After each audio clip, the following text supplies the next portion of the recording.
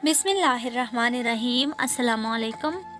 सैयदना इदरीस अलैहिस्सलाम एक दिन अपने काम से फारिग होकर बैठे थे कि मलकुल मौत आदमी की सूरत में मेहमान के तौर पर रात को हज़रत इदरीस अलैहिस्सलाम के दरवाजे पर आ पहुँचे। हज़रत इदरीस अलैहिस्सलाम साइम दहर थे। जब शाम होती, इफ्तार के वक्त आपका खाना बेश्त से आता, जिस कदर चाहते खा लेते, बाकी खाना फिर बेश्त में चला जाता। उस दिन का खाना जब आया तो हज़रत इदरीस अलैहिस्सलाम ने वो खाना इस मुसाफिर को पेश कर दिया, लेकिन मुसाफिर ने कुछ न खाया और कदम पर कदम रख कर इबादत करता रहा। हज़रत इदरीस अलैहिस्सलाम उनका ये हाल देखकर मुतअज्जिब हुए कि ये कौन शख्स है। अगले दिन हज़रत इदरीस अलैहिस्सलाम ने उनसे कहा कि ए मुसाफिर, तुम मेरे साथ चलकर खुदा की कुदरत सहरा में जाग कर देख। तब दोनों बुजुर्ग घर से मैदान की तरफ निकले। जाते जाते एक गंदम की खेत में जा पहुंचे। हज़रत मलकुल मौत ने कहा कि चलो चंद खुशी गंदम की लेकर दोनों खाते हैं। हज़रत इदरीस अलैहिस्सलाम ने फरमाया कि अजब है, रात को तूने हलाल खाना न खाया और अब हराम खाना चाहता है। फिर वहाँ से दोनों बुजुर्ग दूसरे बाग में पहुँचे और वहाँ भी अंगूर देखकर हज़रत इदराइल अलैहिस्सलाम ने खाने का कसद किया। हज़रत इदरीस अलैहिस्सलाम ने फरमाया कि गैर की मलकियत में तसर्रुफ हराम है। फिर जाते जाते एक बकरे देखकर हज़रत इजराइल अलैहिस्सलाम ने खाने का इरादा किया। फिर हज़रत इदरीस अलैहिस्सलाम ने कहा कि बेगानी बकरे को ज़बह करके खाना ममनू है। इसी तरह 3 रोज़ तक दोनों बाहिम गुफ्तगू करते रहें। जब हज़रत इदरीस अलैहिस्सलाम को लगा कि ये शख्स बनी आदम से मालूम नहीं होता, ये कौन शख्स है, और फरमाया कि खुदा के वास्ते जाहिर तो करो कि तुम कौन हो। मुसाफिर बोला, मैं इजराइल अलैहिस्सलाम हूँ। हज़रत इजराइल अलैहिस्सलाम ने फरमाया, क्या सब मखलूक़ात की जान तुम ही कब्ज़ करते हो? उन्होंने कहा, हाँ। हज़रत इदरीस अलैहिस्सलाम ने फरमाया, तुम शायद मेरी जान कब्ज़ करने आए हो। उन्होंने कहा, नहीं, मैं तो तुम्हारे साथ खुशतबी करने आया हूँ।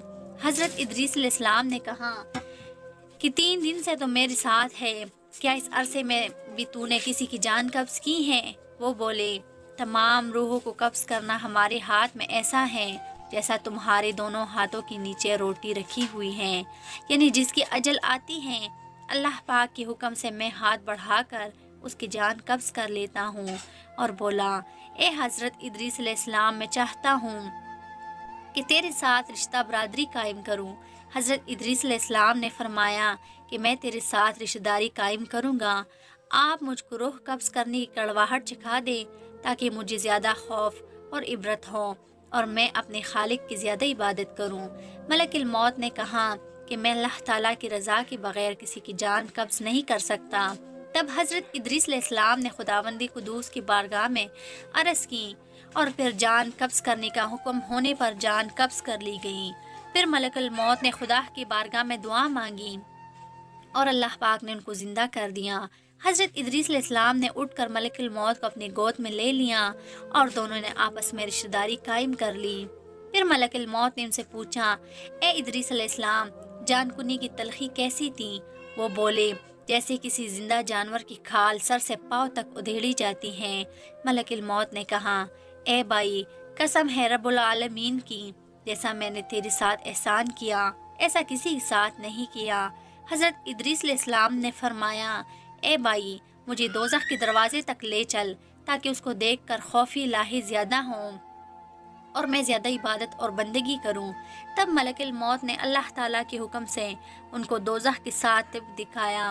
फिर हज़रत इदरीस अलैहिस्सलाम बोले, ए भाई, मुझे जन्नत देखने की आरज़ू है, क्या उसे देखकर खुशी हासिल करूं और इबादत ज़्यादा करूं? फिर उनको वहशत के दरवाजे पर ले गए और उन्होंने वहशत के मनाजिर अपनी आंखों से देखे। फिर कहने लगे, ए भाई, मैं जानकुनी की तलखी सह चुका हूँ और दोज़ख भी देखी और मेरा जिगर प्यास के मारे जल रहा है। इजाज़त हो तो बहश्त में जाकर एक प्याला पी लूँ। तब उसने कहा, हाँ, अगर तुम वापस आने का वादा करो। शदीद प्यास की वजह से हज़रत इदरीस अलैहिस्सलाम ने वापस आने का अहद किया और बहुक्म इलाही अपने नालीन दरख्त तौबा के नीचे छोड़कर बहश्त में दाखिल हो गई, क्योंकि बाहर आने का अहदा किया था और नालीन को भी दरख्त के नीचे छोड़ आए थे। कुछ देर बाद मलकुल मौत इनको आवाज़ दी کہ اے بھائی تاخیر مت کرو، تو جواب میں حضرت ادریس علیہ السلام نے فرمایا کہ اے مشفق، جبار عالم فرماتا ہے ہر نفس کو موت کا مزہ چکھنا ہے، اور حق تعالیٰ فرماتا ہے اور تم میں سے ہر ایک دوزخ میں پہنچے گا، سو میں دوزخ میں بھی پہنچ چکا ہوں، اور یہ بھی اللہ تعالیٰ فرماتا ہے ان کو وہاں کوئی تکلیف نہ پہنچے گی اور نہ ہی ان کو کوئی وہاں سے نکالے گا، یعنی جو بہشت میں آئے گا واپس نہ نکالا جائے گا۔ اے بھائی، اب میں ہرگز نہیں آؤں گا۔ بارگاہ باری تعالیٰ سے آواز آئی، اے اسرائیل علیہ السلام، تو حضرت ادریس علیہ السلام کو چھوڑ کر چلا جا، میں ان کی تقدیر میں یہی لکھتا تھا۔ حضرت ادریس علیہ السلام موت کا مزہ چکھ کر اور دوزخ کو بھی دیکھ کر جنت میں جا رہے تھے، تب اسرائیل علیہ السلام بولے، ہر نبی پر بہشت حرام ہے جب تک بہشت میں خاتم الانبیاء حضرت محمد صلی اللہ علیہ وسلم داخل نہ ہو۔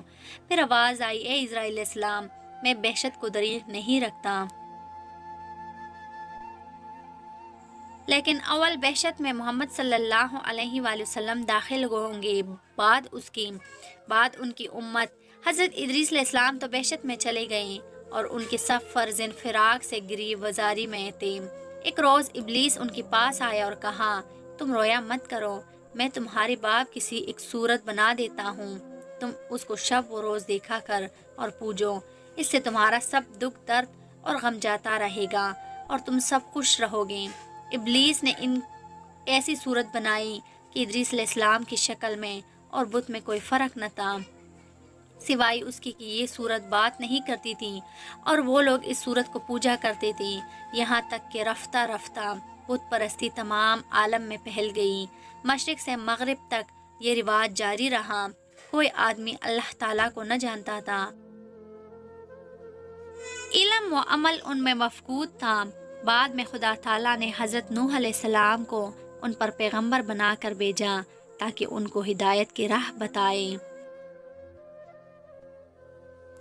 اے اللہ، ہمیں اور آل اسلام کو ہمارے پیغمبروں کی راہ پر چلنے کی توفیق عطا فرما، آمین یا رب العالمین۔